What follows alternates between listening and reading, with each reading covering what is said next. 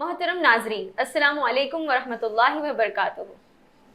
GIU girls Islamic organisation की तहत से मैं मलीहा फातिमा जाकिर आप सबका आज के हमारे इस podcast series successful Muslim woman की एक और एपिसोड में इस्तकबाल करती हूँ। आज हमारे साथ एक बहुत उम्दा पर्सनालिटी मौजूद है जो ना ही सिर्फ रोल मॉडल है बल्कि अपनी फील्ड में एक बहुत बड़ी पायनीर है। इन्होंने बहुत सारी फैमिलीज और औरतों को इंस्पायर किया है और उनकी ज़िंदगियाँ बदली हैं। मैं आज हमारे यहाँ मौजूद डॉक्टर बतूल वडालीवाला का तहे दिल से इस्तकबाल करती हूँ। Welcome ma'am. और उनका शुक्रिया अदा करती हूँ कि वो हमारे साथ ज्वाइन हुए। डॉक्टर बतूल वडालीवाला का इंट्रोडक्शन कुछ इस तरह है। MBBS, DGO, fellowship in advanced gynaec, laparoscopic surgery and besides all of this वो एक वाइस प्रेसिडेंट है of Himmatnagar Muslim Patni Sunni Jamat women's में। अस्सलाम वालेकुम वरहमतुल्लाहि वबरकातुहू। वालेकुम अस्सलाम वरहमतुल्लाहि वबरकातुहू।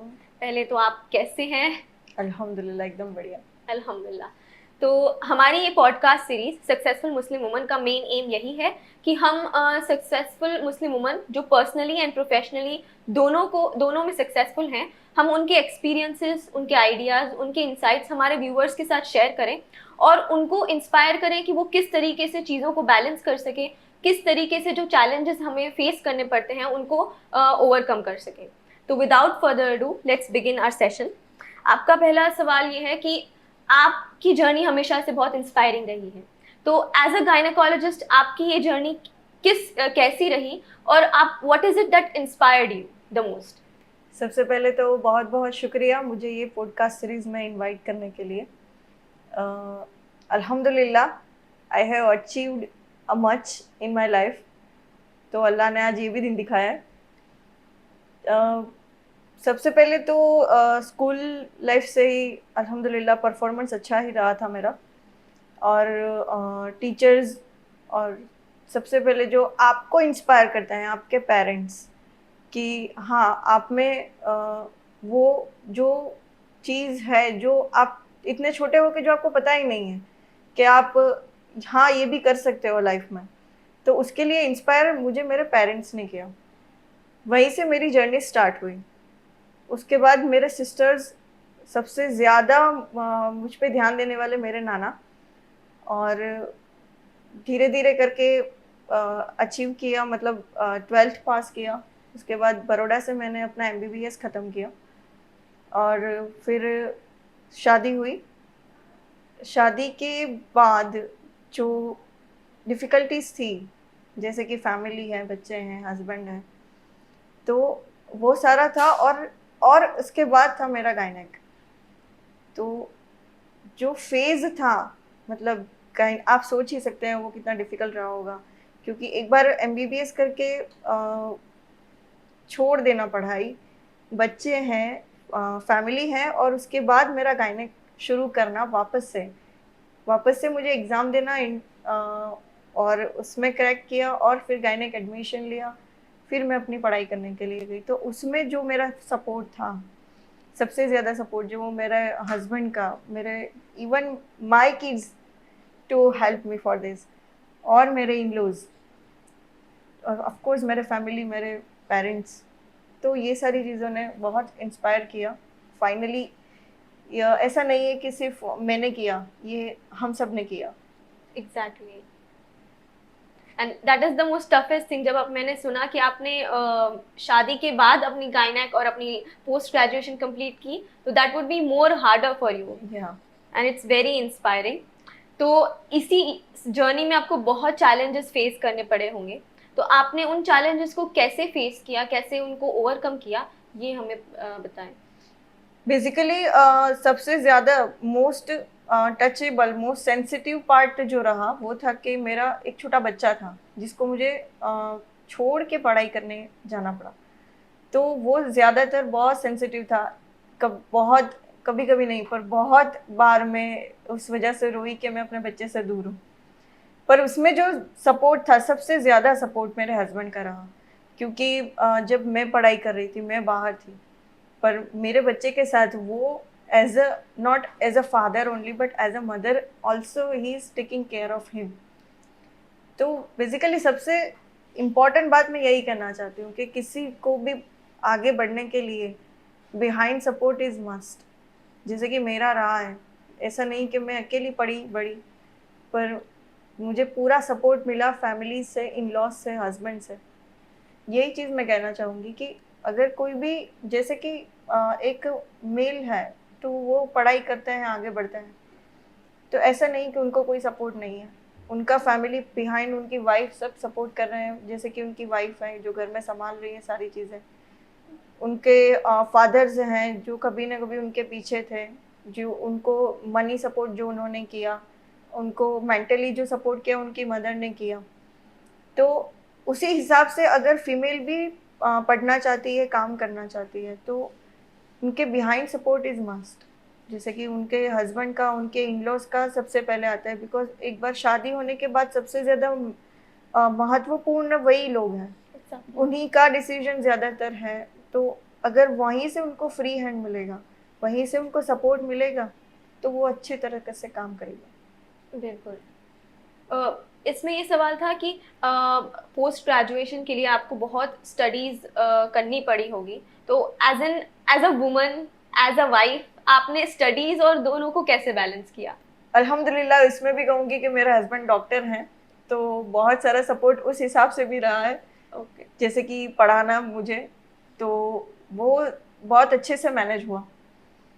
बाकी ऐसे जैसे कि एमबीबीएस की पढ़ाई की थी तो वो इतना डिफ़िकल्ट नहीं था। पर जैसे बोला कि फैमिली को साथ लेकर चलना है, वो ज़्यादा डिफ़िकल्ट है। पर यू हैव टू ओवरकम। जैसे कि आपको अगर आपका गोल डिसाइडेड है, तो whatever the way and however the situation, you will find your way. Exactly. And it was like that only कि मैंने ढूंढ लिया रास्ता, कहीं ना कहीं से कैसे भी करके उसको ओवरकम किया है। How did you mostly manage your time? Because most importantly ये सबको करने के लिए time management is the most important thing. Okay. तो how did you divide and किस तरीके से पूरा time manage किया आपने? रेसिडेंसी एक्चुअली बहुत डिफिकल्ट काम है, तो उसमें ज़्यादातर छुट्टी नहीं मिलती। बेसिकली जैसे कि वीकेंड्स हैं तो उसी टाइम दौरान मैं अपने बच्चे से मिल पाती थी। बाकी वीकडेज में जैसे ड्यूटी वगैरह रहती थी तो उसमें ज़्यादातर पॉसिबल ही नहीं होता था कि मैं अपने बच्चे से मिल पाऊँ। और मेरा बच्चा मेरे हस्बैंड के पास ही रहता था, तो वैसे ही बातचीत हो जाती थी। अदरवाइज जैसे मैंने बोला ना कि हर एक दिन ऐसा नहीं था कि जिस दिन मैं रोई ना हूँ। It's very hard to leave a child. अभी एज अ प्रैक्टिसिंग प्रोफेशनल आप अपनी लाइफ को प्रोफेशनली और पर्सनली कैसे साथ लेकर चल रहे हैं? एज अ क्लिनिक को लेकर एंड घर को लेकर आप दोनों को कैसे मैनेज कर रहे हैं? Because we know as a medical professionals it's very tough to, because हमारी फील्ड बहुत डिमांडिंग होती है। It needs time, focus and everything. तो अभी एज अ प्रैक्टिसिंग प्रोफेशनल आप दोनों को कैसे मैनेज कर रहे हैं? एक्चुअली अभी ऐसा है कि मैं और मेरे हस्बैंड दोनों प्राइवेट सेक्टर में, हम दोनों एक साथ ही एक ही हॉस्पिटल में काम करते हैं। तो यहाँ पर हमने हमारा एक पर्सनल फैमिली रूम भी बनाया हुआ है। और जैसे कि हम दोनों का काम इमरजेंसी वाला है, मैं गायनेक हूँ, वो फिजिशियन है। तो उनको भी कभी ना कभी इमरजेंसी, नाइट इमरजेंसी भी रहती है, आईसीयू में रहती है, और मुझे भी डिलीवरीज और वगैरह कुछ भी ना कुछ चलता रहता है। तो हम लोग बच्चों को लेकर हॉस्पिटल आते हैं, यहीं पे सारा मैनेज करते हैं, साथ ही में रखते हैं, जैसे कि मतलब 24 hour together all the time. और ऑफ कोर्स ये टाइम मैनेजमेंट तो है ही, मतलब जो सुबह से आपको ऐसा नहीं कि आप आराम से 9 बजे उठे और नहा धो के हॉस्पिटल आ गए, नहीं। I have to wake up, फजर से जैसे उठे हैं, फिर 2 टाइम मतलब खाना भी बना दिया, सब कर दिया, नाश्ता वगैरह कर दिया, सबको रेडी भी कर दिया, स्कूल भी भेजा।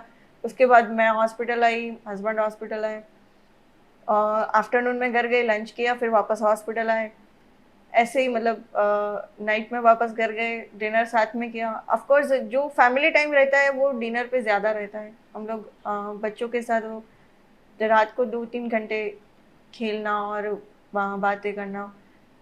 मेरे फादर इन लॉ भी हैं घर में, तो उनके साथ भी जैसे कि वो पूरा दिन क्या किया, क्यों, कैसे किया, वो सारे डिस्कशन हम लोग, हमारे घर में ऐसा है कि हाँ, हम लोग बात करते हैं एक दूसरे से ज़्यादा, जैसे कि फैमिली सिखाते हैं बच्चों को भी कि जिस बात करो एक दूसरे से। एग्जैक्टली, तो टीवी का माहौल बहुत कम रहता है घर में, टीवी दैट्स वेरी ज़्यादातर ग्रेट। चलता नहीं है। और बातचीत, खेलना, पढ़ाई, थोड़ा पापा से बात करना, वो सारा कुछ रहता है। और जैसे कि रात को 11-12 जैसे भी सोने का टाइम है वो, सो ये scheduled, actually time management is must, तो वो करना है। तो और दूसरी बात है कि फैमिली सपोर्ट, ऑफ कोर्स मैं कहूँगी, जैसे कि मेरे हस्बैंड का बहुत सपोर्ट है। जैसे कि मैं लंच तैयार कर रही हूँ तो वो बच्चों को तैयार कर रहे हैं, ऐसा नहीं है कि वो कुछ नहीं कर रहे हैं। तो वो बैलेंसिंग है, बैलेंसिंग लाइफ है, तो मेरा भी टाइम बचेगा और वो मुझे हेल्प कर रहे हैं, काम जल्दी होगा, क्योंकि हम दोनों को वापस हॉस्पिटल भी जाना है। तो मैं वही यही कहूँगी कि काम करना मुश्किल नहीं है, पर उस काम को अहमियत देना, उनके काम को अहमियत देना, जो भी अगर फीमेल काम कर रहे हैं तो उनके काम को अहमियत देना ज़्यादा इम्पोर्टेंट है, कि हाँ वो काम कर रहे हैं, उनकी चीज़ों को थोड़ा समझे, उनका काम घर का थोड़ा कम हो वैसे करें। एग्जैक्टली, तो ये फ्लेक्सिबिलिटी की बात है जो होनी चाहिए। Exactly, that is very true. पहले तो लाइक कम्युनिकेशन एक बहुत स्ट्रांग होनी चाहिए, एंड व्हेन वन पर्सन, हम ऐसा कहते हैं when one person grows the whole family grows, लेकिन उसके साथ साथ ये भी होना चाहिए कि पूरी फैमिली सपोर्ट करनी चाहिए उसकी ग्रोथ में। जी। Next, we can't leave you without discussing women health issues. आप बहुत सारे antenatal and post natal issues पे वर्क करती हैं, तो आप हमारी जो है व्यूअर्स की वुमेन जो है परसेंटेज को क्या एडवाइस देना चाहेंगे? उनको क्या चीजें हैं जिसके ऊपर फोकस करना चाहिए, and what are the things that they should maintain in their life? So basically मैं सिर्फ एंटीनेटल पोस्टनेटल के बारे में बात नहीं करना चाहती।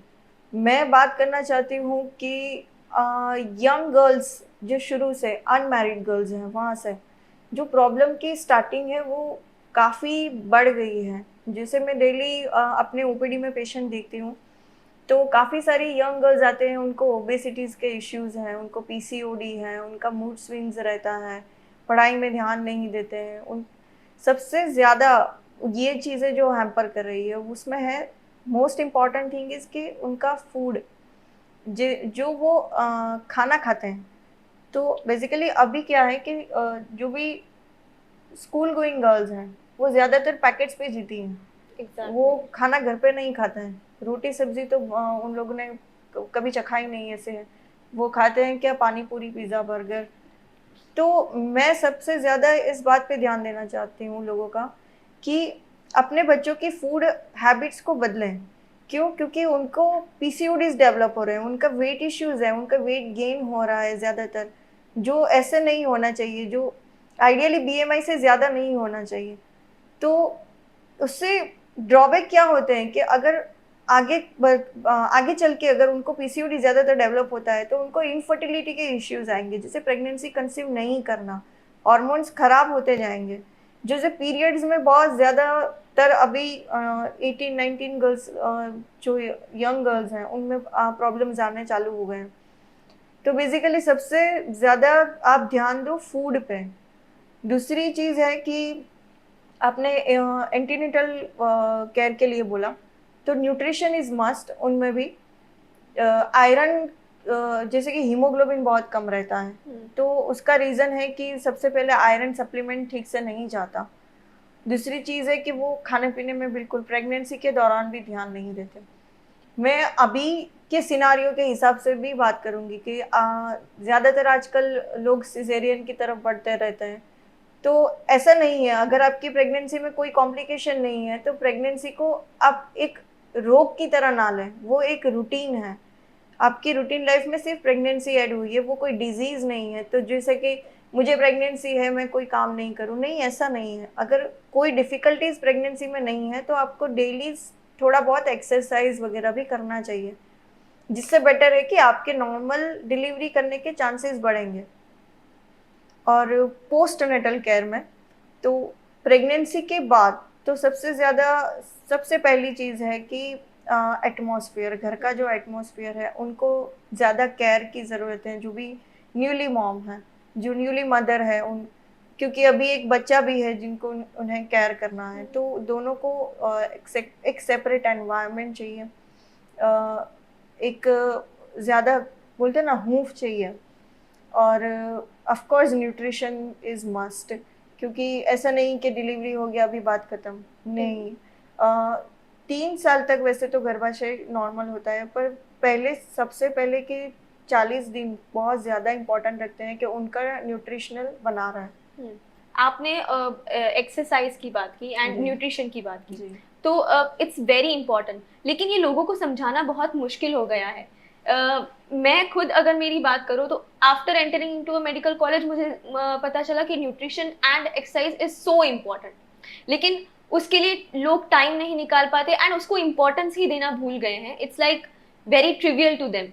तो वो कैसे उनको समझाया जाए या उनको बताया जाए कि ये बहुत ही क्रूशियल पार्ट है, not only for pregnant ladies but also woman and everyone. एक सिंपल वन लाइन है कि आप अपना डेली जो रूटीन काम है उसको एक्सरसाइज में काउंट करना बंद कर दो। एग्जैक्टली। सिर्फ अपना 20 से 30 मिनट पर्टिकुलरली एक्सरसाइज या वॉकिंग के लिए निकालो, तो उस चीज़ से आपका डेली रूटीन जो काम है उसमें आपको थकावट कम लगने लगेगी। दूसरी चीज़ है कि आप थोड़ा एनर्जेटिक, फ्रेश, डिप्रेशन से दूर, लाइक वो सारी चीज़ों आपकी लाइफ में होती जाएगी। एक एक्सरसाइज से काफ़ी ज़्यादा फ़र्क पड़ेगा, आप खुद को बहुत एनर्जेटिक फील करोगे। और सिर्फ एक्सरसाइज करना है और न्यूट्रिशन प्रॉपर नहीं लेना है तो आप एक्सरसाइज कर ही नहीं पाओगे। तो दोनों साथ में चलने वाली चीज़ें हैं। अगर प्रॉपर न्यूट्रिशन रहा तभी एक्सरसाइज कर पाओगे, अच्छी एक्सरसाइज करते हो तो अच्छा खाना खा पाओगे। Exactly, so true. तो अब आज के दौर में not only physical health but मतलब मेंटल हेल्थ भी बहुत इंपॉर्टेंट हो चुकी है।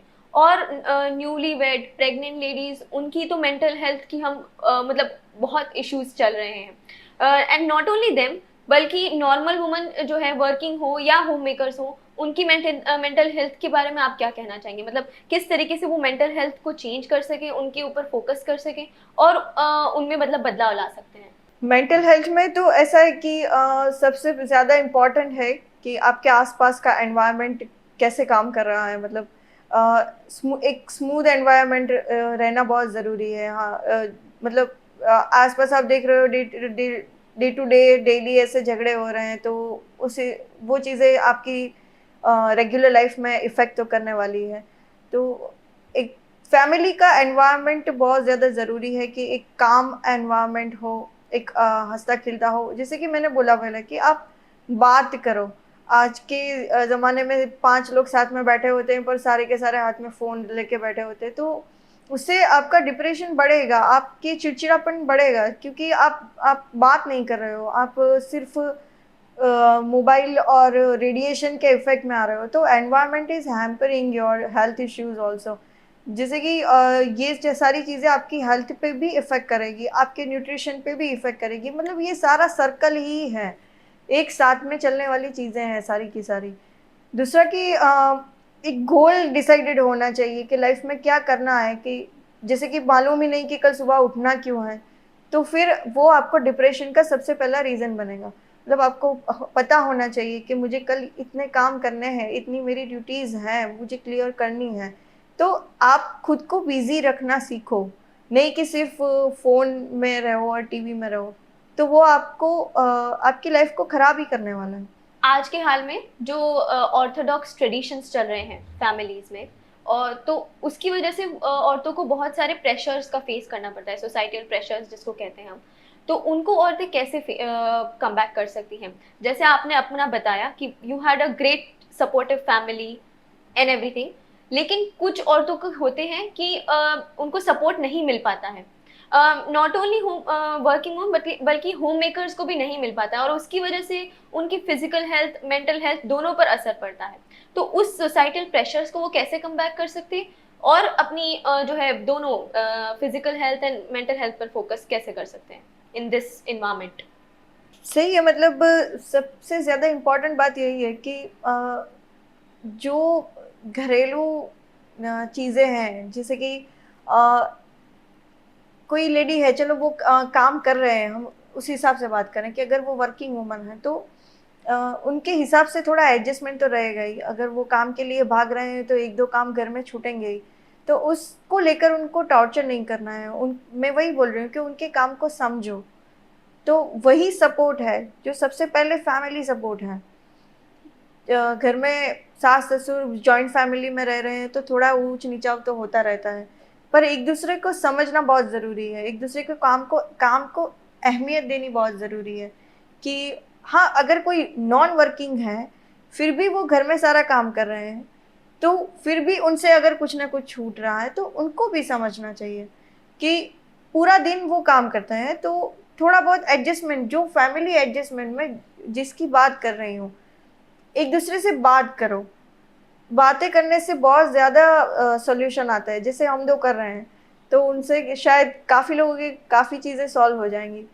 तो इंशाल्लाह ये सारी चीज़ों में से सिर्फ बात करने से ही ओवरकम हो सकता है। और बात करने से हेल्थ भी नॉर्मल रहेगी, मेंटली फिजिकली बोथ।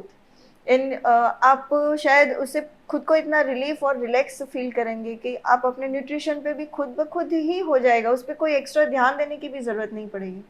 एग्जैक्टली।